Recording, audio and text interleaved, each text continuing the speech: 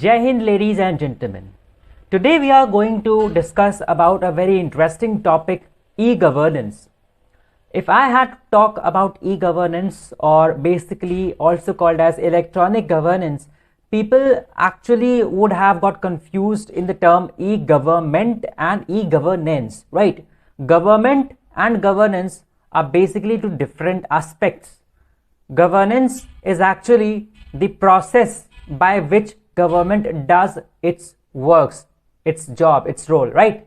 So electronic government would be something like wherein the government uses the ICT tools, that is information communication technology tools, to step up or augment or actually evolve its you can say presence in our life in a sort of electronic way. But e-governance is actually using of the ICT tools to implement its services and its jobs using the ICT tools, that is through the electronic way. So that is the simple I think the difference between what is actually e-government and e-governance.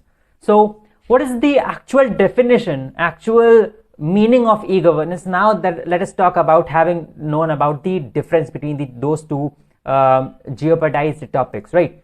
So e-governance is as I have told, the application of ICT tools in performing or delivering the services and products of the government to the various significatory, you can say the entities such as citizen, governments as well, and business or employees. So e-governance basically comprises of various heads. It can be government to government, government to citizen, government to business, and government to employees. So what is actually e-governance made for? E-governance is actually made to be smart. What is a smart? SMART is actually acronym for simple, moral, accountable, responsive, and transparent. So as opposed to the earlier, the traditional ways of the government, wherein you would have seen that the government used to maintain a huge ledger of the accounts. That was a traditional way. Now we are living in the 21st century, which is the we can say this decade is going to be decade, as our Prime Minister Narendra Modi also has said recently, that with the coming of the digital India, we are transforming digitally, and we are not just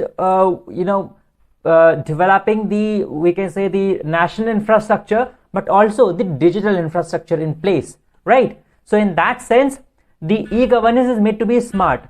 Now smart, as I have already told, simple, moral, accountable, responsive, and transparent. That actually means that the governance processes should be made simple, that is they should not be very complex that people are not able to understand it.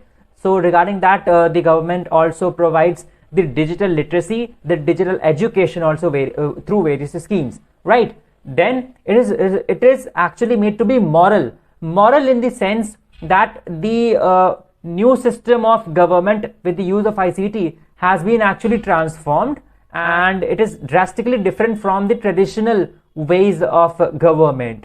Then accountable in the sense that with the new forms of, you can say, performance metrics and indexes being taken out by the government, such as the Niti Aayog, which at times comes out with the index reports regarding, wherein it categorizes different states on the ranking basis based on its performance reports on different metrics, right? So metrics such as the human development reports. In that sense, government is being made accountable.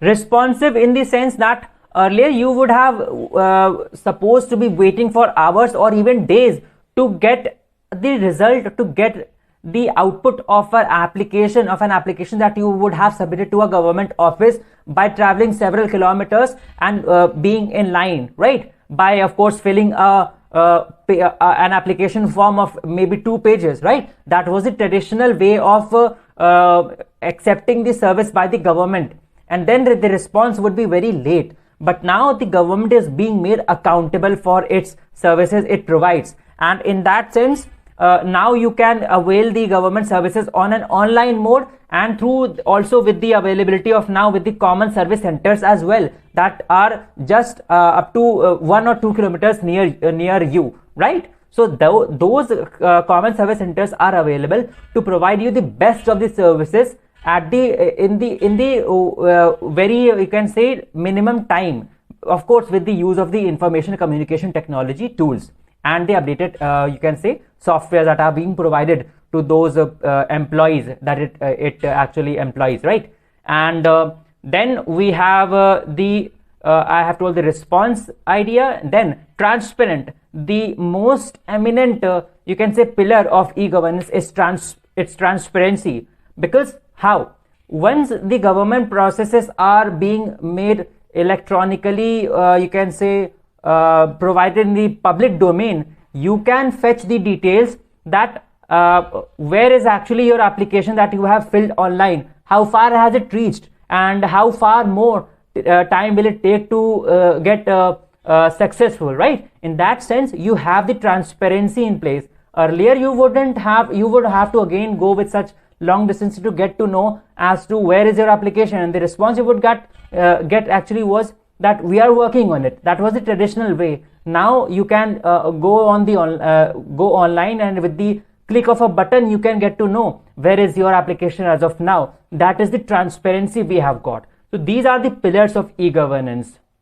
So I think you would have got to know a very much detailed idea of what is actually e-governance. And further, we can see that there are various applications provided by the government as well, such as you would know the DigiLocker application that provides you gives you the services to upload your important documents and certificates online in the DigiLocker application, and it gets a sort of authentic, you can say, signatory by the government, and it can be provided at the government services to provide for your authentication, right? In that sense, it is a sort of ICT tool only, right?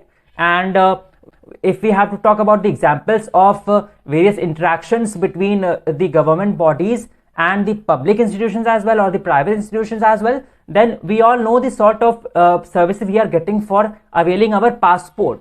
Passport services is actually being done in a, you can say, public-private partnership model. So it is a sort of relationship between public and private organizations. So we are getting the public services at the hands of the private managerial capabilities.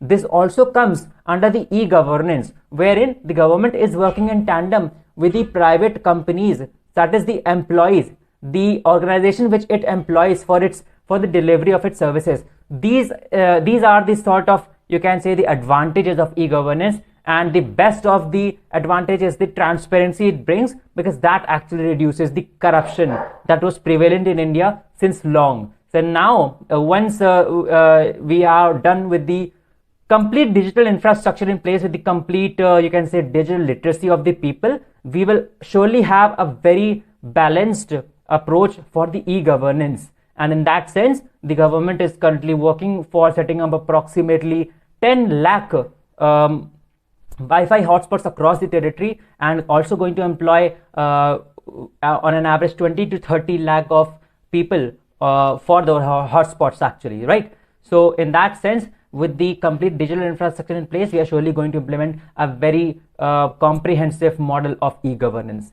Thanks a lot.